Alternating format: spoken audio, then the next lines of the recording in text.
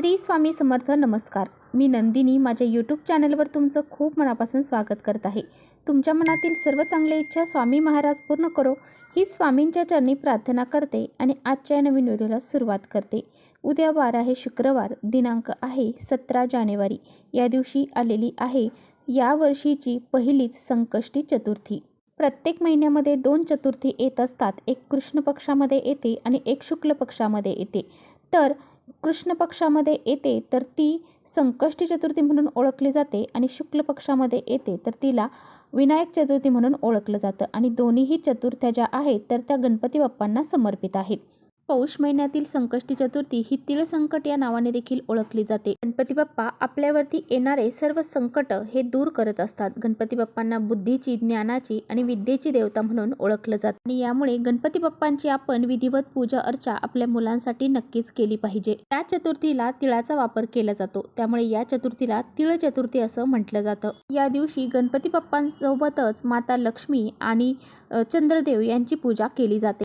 जो कोणी व्यक्ती या दिवशी गणपती बाप्पांची पूजा अर्चा करतो त्या व्यक्तीच्या जीवनातील सर्व संकट अडचणी दूर होतात. तर पहा, बऱ्याच वेळा आपण खूप कष्ट मेहनत करतो, परंतु आपल्या कष्टाला, मेहनतीला नशिबाची साथ मिळत नाही. आणि ही नशिबाची साथ मिळण्यासाठी आपल्याला अशा विशिष्ट तिथींना काही प्रभावी उपाय करायचे असतात. तर आपल्याला गणपती बाप्पांची पूजा अर्चा तर करायचीच आहे, त्याचबरोबर काही सेवा करायच्या आहेत आणि काही प्रभावी उपाय देखील करायचे आहे. आजच्या व्हिडिओमध्ये मी तुम्हाला अतिशय प्रभावशाली उपाय सांगणार आहे. आपल्याला उद्या सकाळीच इथे एक फक्त दिवा लावायचा आहे. हा एक दिवा जर आपण लावला तर आपल्या कुटुंबावर कधीही वाईट संकट येणार नाही. आपल्या घराची, मुलांची, पतीची खूप सारी प्रगती होईल असा हा अत्यंत प्रभावशाली उपाय आहे. हा उपाय कसा करायचा आहे याबद्दलची संपूर्ण माहिती आजच्या व्हिडिओमध्ये आपण जाणून घेणार आहोत. त्यामुळे तुम्ही कुठे व्हिडिओ स्किप न करता शेवटपर्यंत नक्की बघा, जेणेकरून तुमच्यापर्यंत योग्य ती माहिती पोहोचेल. आपल्या चॅनलवर जर नवीन असाल तर चॅनलला सबस्क्राईब करा आणि असेच नवनवीन माहितीपूर्ण व्हिडिओ पाहण्यासाठी बेल आयकॉनलाही प्रेस करा, म्हणजे जेव्हा कधी मी नवीन व्हिडिओ अपलोड करेन त्याचं नोटिफिकेशन सर्वात अगोदर तुम्हाला भेटेल आणि तुम्ही एकही व्हिडिओ मिस करणार नाही. त्याचबरोबर कमेंट्समध्ये ओम गण गणपते नमः हे लिहायला अजिबात विसरू नका. व्हिडिओ आवडला, माहितीपूर्ण वाटला तर आपल्या मित्रपरिवारांसोबत नक्की शेअर करा. तर पहा, उद्या सकाळी आपल्याला लवकर उठायचं आहे, स्नान करायचं आहे. अंघोळीच्या पाण्यामध्ये थोडंसं गंगाजल, हळद तुम्हाला घालून अंघोळ करायची आहे. यानंतर स्वच्छ कपडे परिधान करायचे आहेत आणि गणपती बाप्पांची विधिवत पूजा अर्चा करायची आहे. आपल्या देवघरातील देवांची पूजा करून घ्यायची आहे आणि नंतर गणपती बाप्पांवरती पंचामृताने, पाण्याने अभिषेक करायचा आहे. गणपती बाप्पांना अभिषेक घालत असताना त्या पाण्यामध्ये तुम्हाला थोडेसे पांढरे तीळ टाकायचे आहेत आणि त्या तिळाच्या पाण्याने तुम्हाला गणपती अभिषेक हा घालायचा आहे. तर अभिषेक घालून झाल्यानंतर गणपती बाप्पांची मूर्ती स्वच्छ करून पाटावरती ठेवायची आहे आणि त्यानंतर तिला हळद, कुंकू, अक्षदा, फुलं, त्याचबरोबर दुर्वा अर्पण करायचे आहेत. गणपती बाप्पांच्या आवडीचा जे लाल जास्वंदाचं फूल आहे ते त्यांना अर्पण करायचं आहे. गुळ खोबऱ्याचा नैवेद्य दाखवायचा आहे. तर पहा, हा उपाय आपल्याला का करायचा आहे.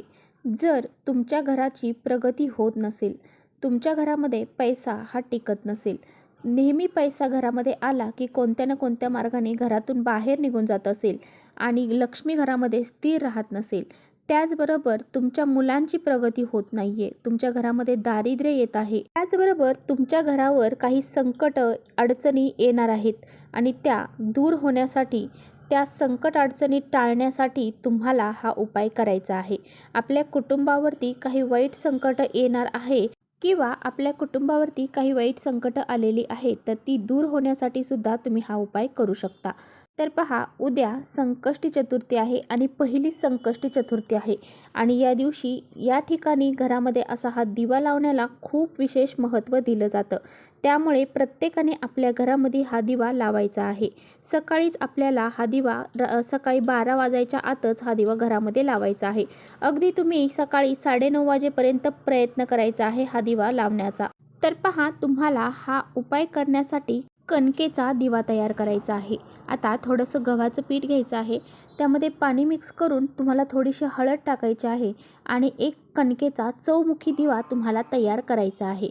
आता तुम्हाला कणकेचा दिवा तयार करणं शक्य नसेल तर तुम्ही मातीची पंती घेऊ शकता, त्यामध्ये 4 मुखी दिवे तुम्ही लावू शकता. परंतु शक्य असेल तर तुम्ही कणकेचा दिवा तयार करण्याचा प्रयत्न करा, कारण इच्छापूर्तीसाठी कणकेचा दिवा खूप महत्त्वाचा मानला जातो. एक प्लेट तुम्हाला घ्यायची आहे. त्या प्लेटमध्ये हळद आणि कुंकवाच्या सहाय्याने एक स्वास्तिक काढायचं आहे.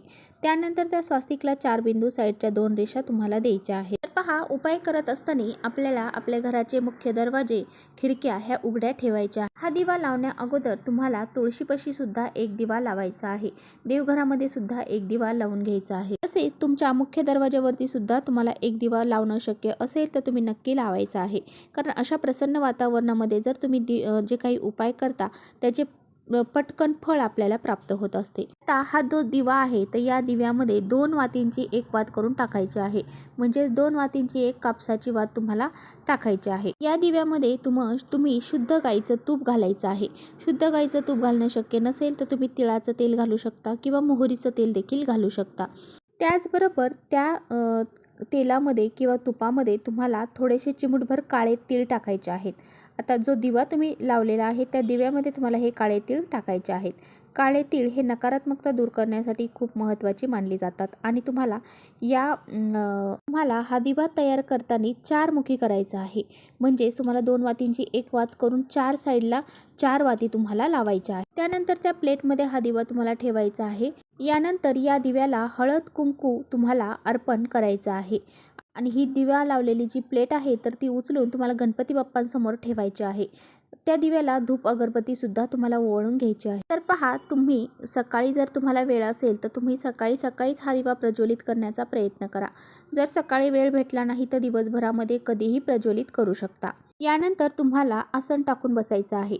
देवघरासमोरच बसायचं आहे आणि काही सेवा देखील तुम्हाला करायच्या आहे. एक वेळा तुम्हाला गणपती अथर्वशीर्षाचं पठण करायचं आहे. तसेच 108 वेळा तुम्हाला ओम गण गणपते नमः या मंत्राचा जप देखील करायचा आहे. त्याचबरोबर गणपती बाप्पांचं गणपती संकटनाशक स्तोत्र जे आहे तर ते सुद्धा तुम्हाला एक वेळा म्हणायचं आहे. अशा सेवा करून झाल्याच्या नंतर मनोभावे नमस्कार करायचा आहे आणि हात जोडून गणपती बाप्पांना आपले जे काही विघ्न असतील, काही संकट असतील ते दूर होऊन आपल्या मुलांची, घराची, पतीची प्रगती होऊ दे अशी प्रार्थना गणपती बाप्पांना मनोभावे करायची आहे. यानंतर तुम्हाला थोडीशी हळद घ्यायची आहे.